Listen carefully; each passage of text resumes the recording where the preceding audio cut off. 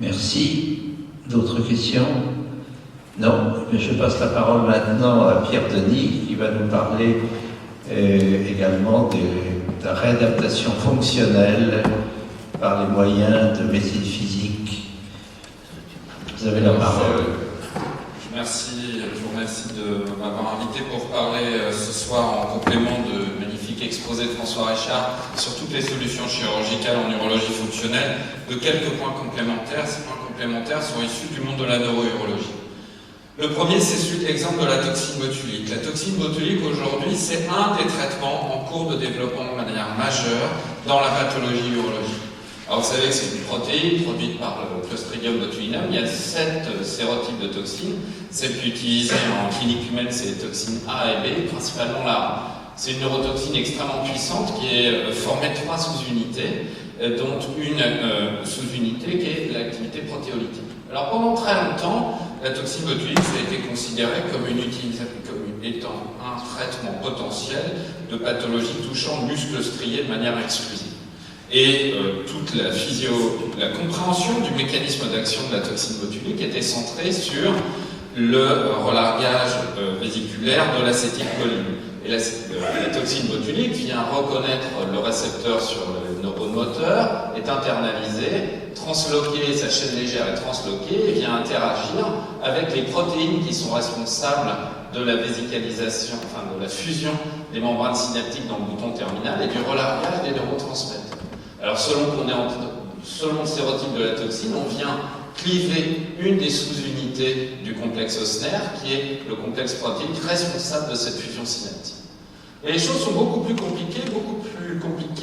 Le développement de l'indication de la toxine botulique dans la pathologie urologique a permis de comprendre des choses très intéressantes sur le mode d'action de la toxine.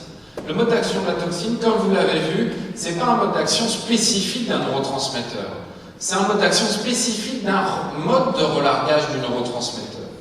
Et si dans la vessie, quand on l'injecte à l'intérieur du détrusor, il est parfaitement clair qu'il y a un effet fort sur l'efférence, un blocage de la contraction vésicale, qui est l'objectif en neurourologie, il y a aussi un effet très important sur la transmission du message afférent. Et dans la vessie, il y a un élément qui a été découvert à la même période que ces mécanismes d'action de la toxine ont été étudiés, c'est le rôle de l'urothélium et du sous-urothélium dans les mécanismes de transduction du message, soit d'agression filmique, soit de distension de la paroi vésicale. L'urothélium, ce n'est pas une simple barrière qui isole l'urine du reste du corps. C'est un organe sensoriel, partie intégrante du mécanisme qui va permettre au cerveau d'être renseigné sur la façon dont la vessie est distendue. Et quand on regarde par exemple l'impact de la toxine botulique, eh bien la toxine botulique elle vient bloquer le relargage des neurotransmetteurs qui sont sécrétés par l'urothélium au moment de la distension et qui viennent sensibiliser toutes les afférences. On comprend mieux alors que du coup la toxine botulique puisse avoir un impact sur le côté sensoriel de l'incontinence urinaire. Et en dehors de l'incontinence urinaire d'effort, qui était le sujet principal qu'a développé François Richard, il y a une pathologie aussi fréquente que l'incontinence urinaire d'effort, qui est l'incontinence urinaire par impériosité. De quoi se plaint-on? Sensations de besoin impérieuses qui apparaissent de manière subite, très souvent associées à des contractions de la vessie. La toxine botulique a un impact majeur sur ces sensations impérieuses. Et c'est vrai que c'est une histoire récente, la toxine botulique en urologie. Vous voyez que ça date de 90, mais dans une indication qui était la dysynergie vésico-sphinctérienne, c'est-à-dire le défaut de relaxation du sphincter strié pendant la contraction vésicale chez les patients blessés médulaires. Mais les premières indications dans le détrusor, ça date des années 2000. Et c'est dans un service de paraplégie en Suisse, qu'à la suite de la lecture de travaux des années 50, où il décrivait que chez le chat, quand on injectait de la toxine botulique, il y avait une paralysie du muscle vésical, qu'elle a eu l'idée de tester cette indication spécifique chez des patients paraplégiques. Alors comment est-ce qu'on injecte de la toxine botulique dans la vessie? C'est très facile, sous endoscopie, ça prend 5 minutes après une anesthésie locale. On répartit la toxine botulique en une trentaine de points à l'intérieur de la vessie. Je vous ai mis ces courbes urodynamiques pour que vous compreniez l'impact de cette toxine dans la vessie de manière spécifique. Parce que ce n'est pas du tout ce qu'on obtient dans le muscle strié. On obtient une espèce de paralysie progressive, mais rarement une paralysie complète. Là, c'était le premier patient qu'on avait traité avec Emmanuel Chartier, et il s'agissait d'un patient tétraplégique qui se sondait. C'est le gold standard de la prise en charge chez ces malades.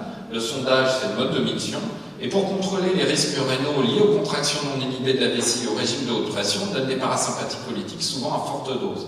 Là, vous voyez, il avait une toute petite capacité, une très grande onde de contraction de vessie, avec des pressions très élevées, et c'est la cause principale de la mortalité chez ces patients par insuffisance rénale. Voilà ce qu'on obtient 2 jours après l'injection de toxine botulique. Une paralysie complète. On transforme une vessie centrale, très hyperactive, de très faible capacité, à régime de pression très élevé, en une paralysie complète périphérique. Alors, cette utilisation de la toxine en pathologie neurologique, elle a évidemment amené à une AMM très récente, qui a moins d'1 an, et qui est la première indication de la toxine botulique en urologie. Mais puisque c'est extrêmement efficace dans un cadre pathologique très particulier qui est celui du neurologique, il y a un autre cadre nosologique, pathologique, qui est très proche, c'est l'incontinence urinaire par impériosité. Et dans ce cadre-là, la toxine botulique à faible dose va devenir probablement très prochainement, ça vient d'être autorisé aux États-Unis, en Angleterre ou en Allemagne, un traitement de 2e ligne pour l'incontinence urinaire par impériosité. Donc c'est à partir de la neurourologie qu'ont été développés ce type de traitement. Le deuxième exemple que j'ai choisi d'illustrer avec François Richard quand on en avait discuté, c'est l'intérêt dans ces pathologies fonctionnelles de la collaboration multidisciplinaire. Alors c'est vrai qu'on illustre toujours cette collaboration multidisciplinaire par la collaboration entre les médecins et les chirurgiens. Eh bien moi je voudrais vous illustrer l'exemple d'une collaboration entre des médecins et 2 spécialités chirurgicales pour un seul objectif. Il s'agit, chez des patientes tétraplégiques qui souffrent d'une vessie neurologique classique avec hyperactivité du détrusor et dysynergie vésico-sphinctérienne, l'autosondage est souvent impossible.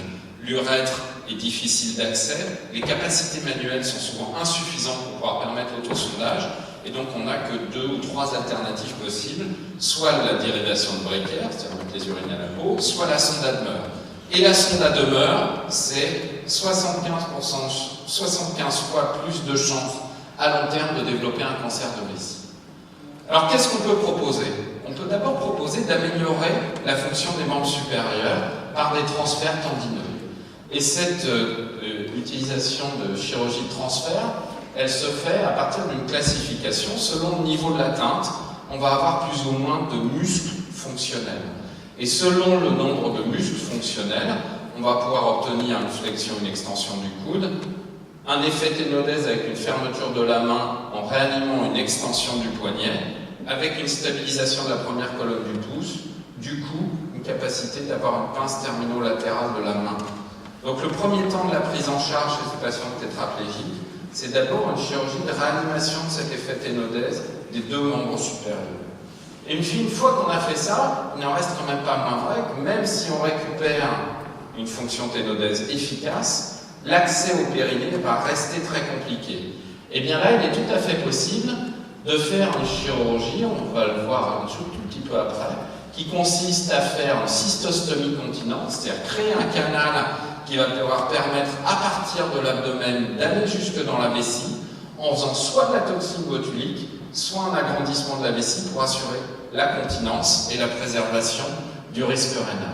Alors évidemment, il y a un certain nombre de caractéristiques. Il faut des patients très motivés. Souvent, ce sont des patients jeunes, les patients tétraplégiques, qui ont une espérance de vie depuis l'amélioration des soins des patients vésiculières équivalente à celle de la population générale, qui ont un désir légitime de grossesse. Ce type de chirurgie permet tout à fait. Il faut évidemment avoir des lésions neurologiques stables.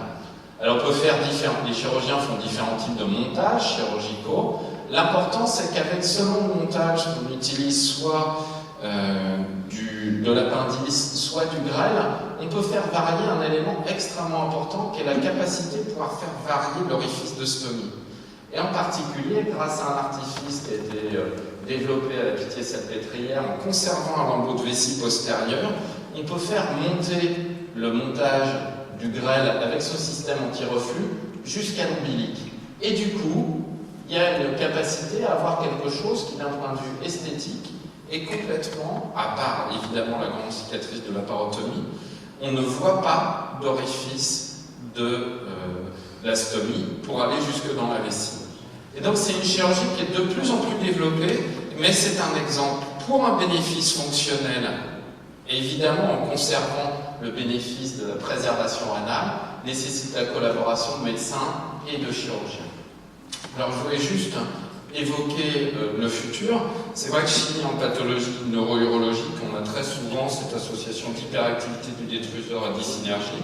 Le gold standard actuel, c'est l'autosondage. Vous avez tous eu des patients sous autosondage. C'est ce qui a révolutionné la prise en charge. Dans les années 60, c'était plus de 50% de malades en insuffisance rénale.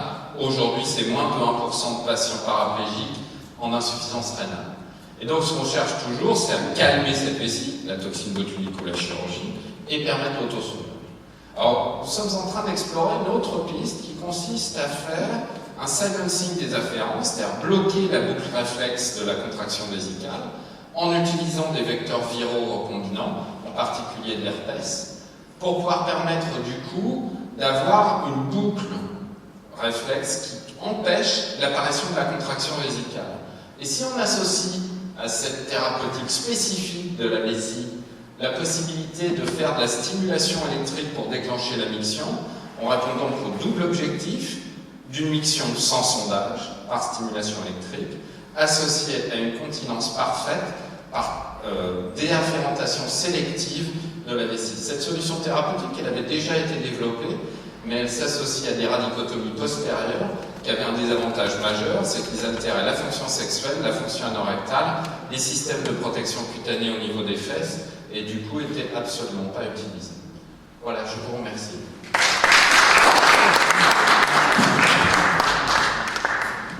Y a-t-il des questions sur cette communication?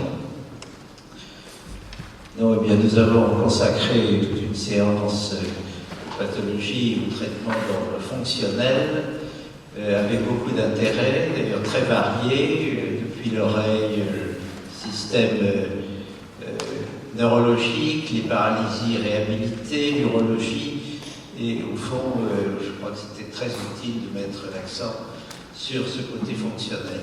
Merci à tous pour votre participation, et en s'excusant d'avoir un peu dépassé les limites autorisées.